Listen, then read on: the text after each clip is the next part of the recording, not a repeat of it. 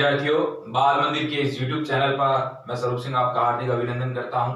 विद्यार्थियों, हम कक्षा 11वीं के व्यवसायिक संगठन स्वरूप के अंदर हम सहकारी समिति को पढ़ रहे थे और सहकारी समिति को पढ़ने के पश्चात हमने सहकारी समिति की तमाम प्रकार की बुराइयों को भी कर लिया था, उसकी सीमाओं को कर लिया था और उसके पश्चात मैंने जहां तक आपको बताया था कि सहकारी समिति या कौन कौन सी होती है, तमाम प्रकार की सहकारी समितियों के बारे में हम चर्चा करेंगे। आज मुख्य रूप से 3 सहकारी समिति के बारे में चर्चा करूंगा। सहकारी समिति की अगर हम जब बात करते हैं विद्यार्थियों, तो तमाम प्रकार की जो सहकारी समितियां हैं उसके अंदर मुख्य रूप से 5 से 6 सहकारी समितियां आपके सामने और आपके पाठ्यक्रम के अंदर भी है, जिसे मैं आपके सामने रखूंगा। पहली अगर सहकारी समिति की हम बात करें तो उपभोक्ता सहकारी समिति, यानी कि उपभोक्ताओं के लिए ऐसी समितियां बनी होती है। उत्पादक सहकारी समिति, उत्पादकों के लिए सहकारी समितियां बनी हुई होती है और किसानों के लिए भी सहकारी समितियां बनी होती है। मुख्य रूप से अभी हाल ही में राजस्थान सरकार ने भी किसानों के लिए एक बिल प्रस्तुत किया है, उसमें तमाम प्रकार के ऐसे किसानों के लिए फायदेमंद बातें होती है, तो किसानी सहकारी समितियां भी बनी हुई होती है।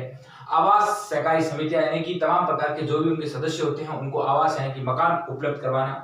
और विपणन की सहकारी समितियां, जो किसान माल का उत्पादन करते हैं उनका विपणन यानी उनकी मार्केटिंग करना, उनको बाजार में कैसे बेचना, उस प्रकार की विभिन्न प्रकार की विपणन सहकारी समितियां भी होती है। और अगर हम बात करें तो ऋण की सहकारी समितियां भी होती है, जो तमाम प्रकार के सदस्यों को लोन प्रदान करवाती है। तो आज मुख्य रूप से हमारी उपभोक्ता सहकारी समिति के बारे में और उत्पादक सहकारी समिति के बारे में और किसान सहकारी समिति के बारे में आज चर्चा होगी। तो हमें अगर मानो तो विद्यार्थियों, मैं आपको बता दूं पुनः कि कौन कौन सी सहकारी समितियां होती है। उपभोक्ता सहकारी समिति, उत्पादक सहकारी समिति, किसान सहकारी समिति और आवासीय किसान सदस्य की आवासीय सहकारी समिति और विपणन सहकारी समिति और ऋण की व्यवस्था जो करती है वो सहकारी समितियां होती है। तो आज जो हमारा जो टॉपिक है कक्षा 11वीं के लिए विद्यार्थियों, कक्षा 11वीं के लिए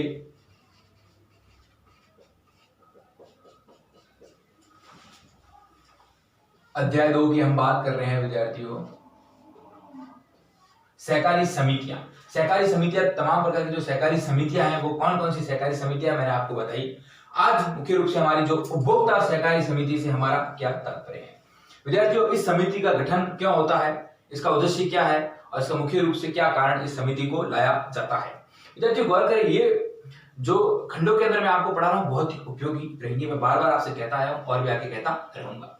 तो ये सहकारी समिति, उपभोक्ता सहकारी समिति, इस समिति का गठन उपभोक्ताओं को सुचारू रूप प्रदान करना, उपभोक्ताओं की आवश्यकताओं को पूरा करना, उपभोक्ताओं में उपयोगिता का सर्जन करना, उपभोक्ताओं के लिए सहकारी समितियां बनी होती है। इसके अंदर तमाम प्रकार के जो सदस्य होते हैं वो उपभोक्ता होते हैं, उन्हें फायदे किस प्रकार दिए जाते हैं उसके बारे में हम चर्चा करेंगे। एक एक बिंदु को मैंने अलग अलग पॉइंटों से विभाजित किया है ताकि आपको फायदा मिल सके। उपभोक्ता सहकारी समिति, इस समिति का गठन उपभोक्ता के हितों की रक्षा के लिए किया जाता है।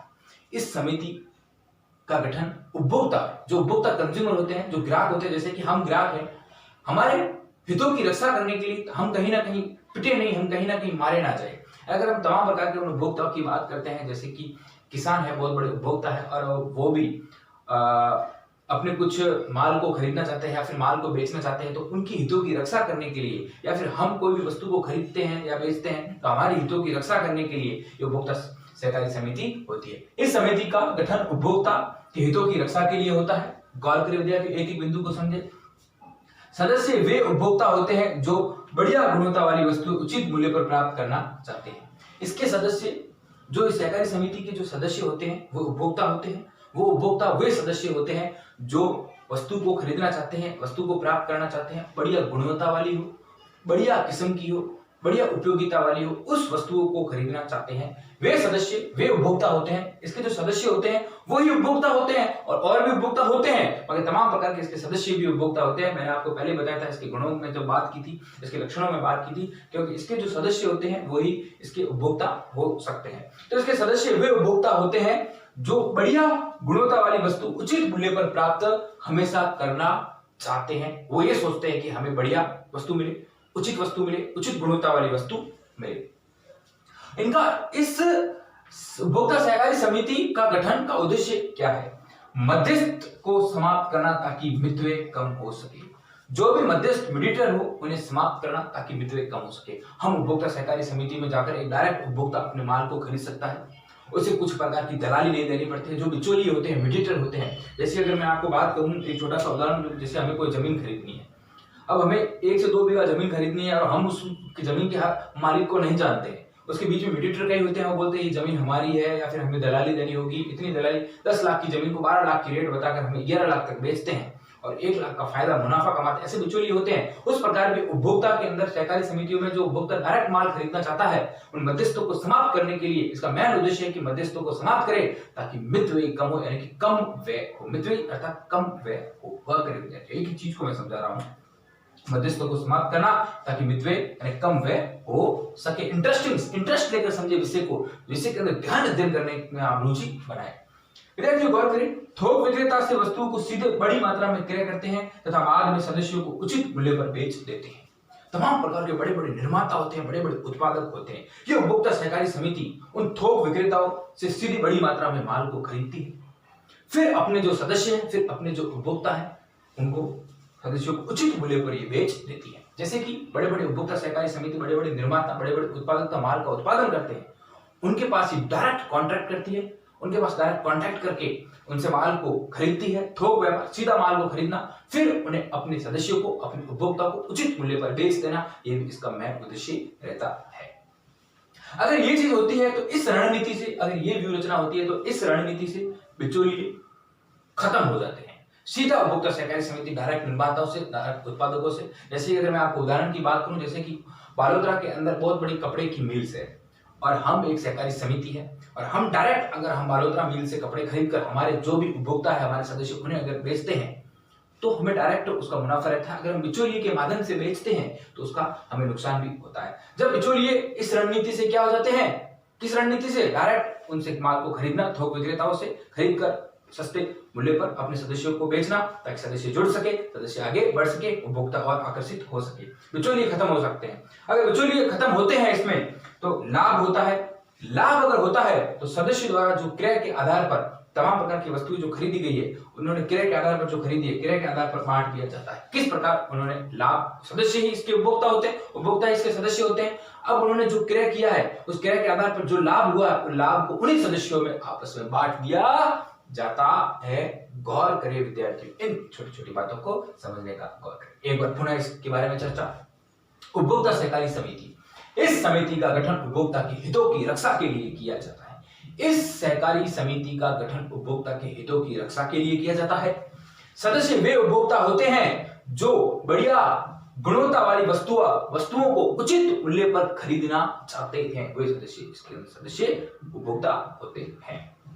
इसका उद्देश्य क्या है? इसका उद्देश्य है कि मध्यस्थों को समाप्त करना ताकि मितव्ययता हो सके, ताकि कम व्यय हो सके।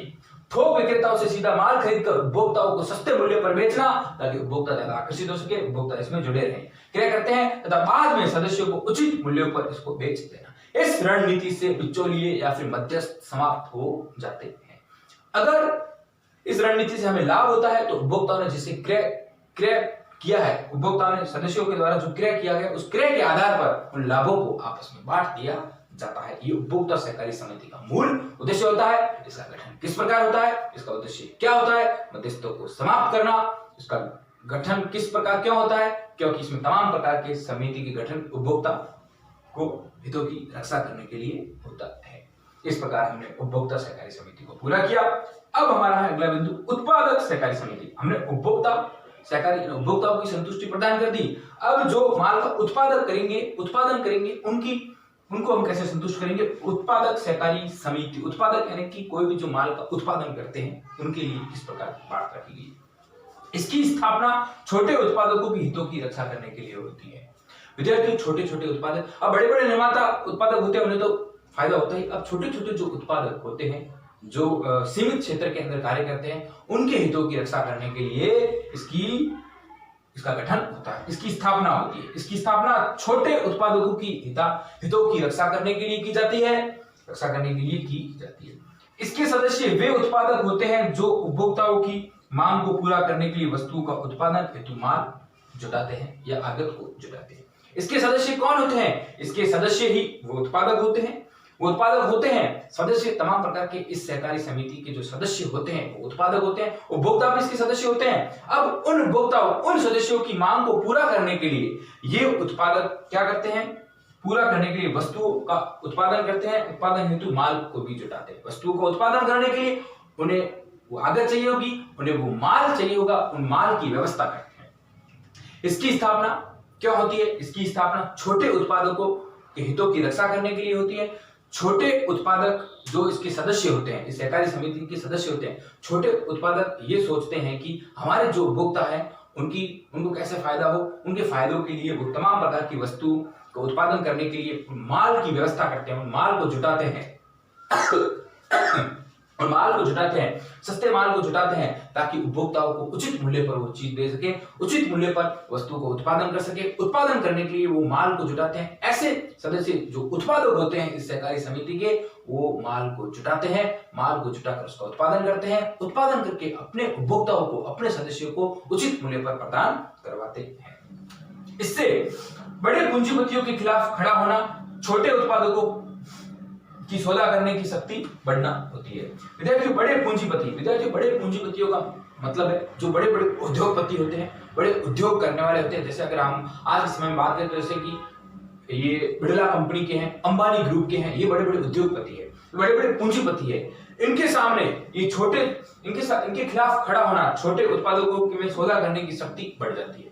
जब ये छोटे छोटे जो उत्पादक होते हैं तमाम प्रकार की वस्तुओं को मितव्ययी तरीके से अपनाते हैं, मितव्ययी तरीके से वस्तुओं को लाते हैं, उसका उत्पादन करते हैं, तब उनके अंदर बड़े पूंजीपतियों के सामने खड़े रहने की, उनके अंदर सौदा करने की जो भी मांग की जाती है उसके अंदर उनकी शक्ति बढ़ती है। तो ये सहकारी समितियां इस प्रकार बनाई गई, बड़े पूंजीपतियों के खिलाफ खड़ा होना और छोटे उत्पादकों को सौदा करने की शक्तियां कम करना। जिस प्रकार अगर राजस्थान के अंदर भी ऐसे कृषि के संदर्भ में अगर बिल लेके आए हैं कि बड़े बड़े पूंजीपति क्या होते हैं, बड़ी रेट से उन वस्तुओं को खरीद कर फिर अपने हिसाब से वो आगे बेच देते हैं। तो तमाम प्रकार के जो छोटे उत्पादक होते हैं वो अपनी वस्तु को आगे नहीं बेच पाते हैं, उनके अंदर वो शक्ति विहीन हो जाती है। जब छोटे छोटे उद्योगपति या छोटे छोटे उत्पादक इस कार्य को करते हैं, इस उत्पादक सहकारी समिति के सहयोग से ऐसे कार्य को करते हैं, तो वो बड़े पूंजीपतियों के सामने खड़े हो सकते हैं, उनका हौसला अफजाई होता है और अपने वस्तु का उत्पादन कर पाते हैं। तो इस प्रकार विद्यार्थी हमने उपभोक्ता सहकारी समिति को पढ़ा और उत्पादक सहकारी समिति को हमने जाना किस प्रकार उत्पाद किया जाता है। स्थापना छोटे उत्पादकों के हितों की रक्षा करने के लिए, इसके सदस्य वे उत्पादक होते हैं जो उपभोक्ताओं की संतुष्टि के लिए, उपभोक्ताओं की मांग को पूरा करने के लिए वस्तुओं का उत्पादन करने के लिए माल को जुटाते हैं, माल को व्यवस्था करते हैं और पूंजीपतियों के सामने अपने हौसले को अफजाई, उनकी शक्ति बढ़ती है और वो छोटे उत्पादक किस प्रकार सौदा करते हैं ताकि उनके अंदर शक्ति बढ़े उत्पादक सहकारी समिति के द्वारा। अब हम पढ़ते हैं किसान सहकारी समिति। किसानों को किस प्रकार, किसानों के लिए सहकारी समिति बनी होती है और किसानों को किस प्रकार फायदा होता है, किसान सहकारी समिति के बारे में हम बात करेंगे विद्यार्थियों। तो किसान सहकारी समिति की हम जब बात करते हैं तो ये प्रमुख रूप से उन किसानों को फायदा होता है जो किसान अपनी आगत की व्यवस्था करते हैं। अपनी आगत का मतलब होता है जो तमाम प्रकार के किसान क्या करेगा, किसान धान की उपज पैदा करेगा, वो खरीफ की फसल उपज पैदा करेगा, वो रबी की फसल उपज पैदा करेगा। फिर उस उपज को पैदा करने के बाद वो किस प्रकार उसको मार्केट के अंदर बेचेगा, किस प्रकार मार्केट के अंदर जाकर अपने उस समर्थन मूल्य पर, जो समर्थन मूल्य तय होता है उस मूल्य पर उसकी व्यवस्था कर उसे बेचकर अपना घर खर्चा चलाएगा। तो ये किसान सहकारी समितियां ऐसी समिति होती है विद्यार्थियों, ये क्या करती है, किसानों को उचित मूल्य पर आगम उपलब्ध करवाती है। ये किसान जब कोई भी खेती करता है या फिर खेती करने के लिए उसे बीजों की जरूरत रहती है, उसे और भी कई संसाधनों की जरूरत रहती है, तो किसान सहकारी समिति ने आगत की व्यवस्था करवाता है, तमाम प्रकार के बीज उपलब्ध करवाता है। जैसे कि वो बाजरा बो रहे हैं अपने खेत के अंदर, कितने बीघा के अंदर, तो उन्हें वो बाजरा के बीजों की उपलब्ध करवाएगा। अगर वो मूंग बो रहे हैं तो मूंग की व्यवस्था करवाएगा, मूंगफली बो रहे हैं तो मूंगफली की व्यवस्था करवाएगा। इस प्रकार ये किसान सहकारी समिति के अंदर किसान जाता है और अपनी आगत यानी कि जो धान होता है, धान को उसे बोना है। अब धान को बोकर किस प्रकार आगे अपनी खेती कर सके, तो किसान सहकारी समिति उनकी व्यवस्था करवाता है। किसानों को उचित मूल्य पर आगत उपलब्ध करवाता है। जब हम बीजों को बोते हैं तो बीजों के बहुत पैसे लगते हैं, अब तो सरकार ने बीजों के लिए किसानों को पैसे भी उपलब्ध करवाती है ताकि वो बीज खरीद सके। अब बीज महंगे जब आते हैं और फिर बीज बोने के बाद उनके अंदर कई किस प्रकार के कीटाणु भी पड़ते हैं, ऐसे पेस्टिसाइड्स, ऐसे छिड़काव किए जाते हैं, कीटनाशक दवाएं दी जाती है, तो इनके लिए पैसा चाहिए होता है। किसान सहकारी समिति उचित मूल्य पर किसानों को इस प्रकार की आदत उपलब्ध करवाती है। इसके सदस्य वे किसान होते हैं जो मिलकर किसी कार्य को करना चाहते हैं। इसके सदस्य, अभी जो किसान सहकारी समिति होती है इसमें जो सदस्य होते हैं वही सदस्य वापिस किसान होते हैं। वे सदस्य होते हैं जो मिलकर किसी कार्य करना चाहते हैं, नई नई पद्धतियों पर किसी कार्य करना चाहते हैं, तमाम प्रकार की ऐसी चीजों से इनको अवगत करवाया जाता है। और वे सदस्य कौन होते हैं? जो किसान होते हैं, जो मिलकर किसी कार्य को करना चाहते हैं। किस कार्य को? किसी कार्य को करना चाहते हैं। इनका उद्देश्य क्या होता है? इस किसान सहकारी समिति क्यों बनी? इसका मेन मोटिव क्या है? ये क्यों लाई गई? इसका उद्देश्य है कि बड़े स्तर पर किसी का लाभ उठाना और उत्पादकता बढ़ाना। बड़े स्तर पर देखो विद्यार्थियों, हमारा पूरा विश्व या फिर हमारा, अगर हम भारत देश की बात करें तो पूरा भारत देश, अगर हम बात करें तो कृषि प्रधान देश है। पूरी कृषि पर सब तमाम प्रकार के किसान टिके हुए हैं। तमाम प्रकार की जनसंख्या की बात करें तो आधी से ज्यादा जनसंख्या पूरी कृषि पर आधारित है, कृषि पर टिकी है। अगर कहा गया है कि भारत का एक तटस्थ व्यक्ति एक किसान कहलाता है, तो बड़े स्तर पर किसी का लाभ उठाना और उत्पादकता बढ़ाना, इसका मेन उद्देश्य बड़े स्तर पर किसी का लाभ उठाए और किसी का उत्पादन भी हो सके। अब तो इसके उद्देश्यों में किसी की अगर सवाल करें तो आजकल के संदर्भ में हम बात करें तो प्रधानमंत्री किसान निधि योजना के अंदर हर किसानों को 2-2 हजार रुपए वार्षिक मदद 3 किस्तों के अंदर, यानी कि एक वर्ष के अंदर 6,000 रुपए प्रत्येक किसान के खाते में आते हैं ताकि वो ज्यादा उसका उपयोग ले सके। तो इस प्रकार बड़े स्तर पर भी ऐसी सहकारी समितियां ऐसे नए नए कार्यक्रम करती है और किसी का लाभ उठाए और उत्पादकता भी बढ़ाए ताकि किसानों का रुझान किसी की ओर ज्यादा हो और उत्पादकता बढ़े। और इसके अंदर उपलब्ध फसलों को उगाने के लिए अच्छी गुणवत्ता वाले बीज, खाद, मशीनरी और आधुनिक तकनीक अवेलेबल करवाती है। अब कौन है सहकारी समिति? उपलब्ध फसलों के उगाने के लिए, जो भी फसल है उनको उगाने के लिए क्या क्या अच्छी गुणवत्ता वाले बीज देती है, मैंने आपको बताया किस प्रकार उन खाद की व्यवस्था करवाती है, और मशीनरी जैसे थ्रेसर होते हैं, बड़े बड़े ट्रैक्टर होते हैं, ऐसे कई किसानों को खेतों में ऐसी मशीनरी की उपयोगिता रहती है। उन मशीनरी जो आधुनिक प्रणाली के तौर पर आज जो फाउंटेन पद्धति, फुहारा पद्धति से जैसे खेती की जाती है ताकि पानी कम बचे, ऐसी मशीन भी किसानों को अवेलेबल करवाई जाती है किसान सहकारी समिति के द्वारा।